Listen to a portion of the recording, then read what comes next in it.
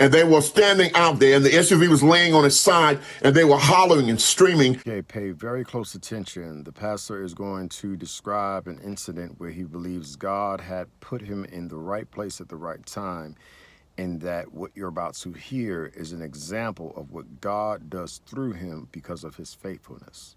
And because this lady was dead. Okay, so what he's saying is that when he arrived on the scene of this accident, the woman was dead. What he's not going to mention is, were there medical professionals on the scene who declared her dead? Let's see what he has to say. And the Lord spoke to me. Always beware when someone says the Lord said to them. No Lord spoke to them. They cannot prove this. And he said, stop and go pray for her. And the Lord said, put your hand in the middle of her chest. And I asked him if it was okay if I could do that. Okay, whenever someone says that, it's them. They're not speaking to anyone. No Lord is speaking to them. They're in their heads. Watch out for that. Let's go. She was lifeless. There was no pulse. There was no heartbeat.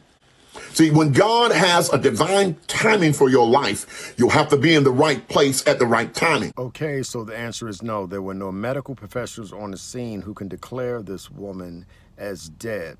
What he's doing is saying that basically this woman's life was dependent upon him. All of this was orchestrated by God, but nothing can be proven. Keep listening.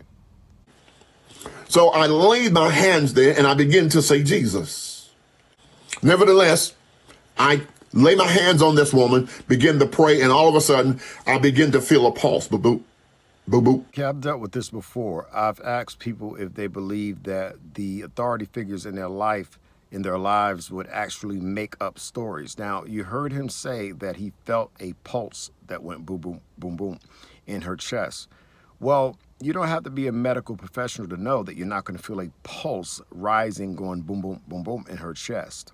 So that is, from a medical science standpoint, not true. Boop, boop. And it gets stronger and stronger and stronger. And the more I pray, the stronger her heartbeat. Okay, this is what believers love to take the credit. They will directly say that the reason why the miracle is happening, it is because they are praying. So they will always put themselves in the position to be the healer. But they'll always back out and say, it really wasn't me, it was Jesus. But let's keep listening. So she goes from a dead situation. Okay, remember, where are the medical professionals that would declare that she was dead? And she comes back to life. Okay, now here it comes. I told you, they act like the healer, but then they got to throw a disclaimer out there. You know, it ain't me, y'all. Watch this.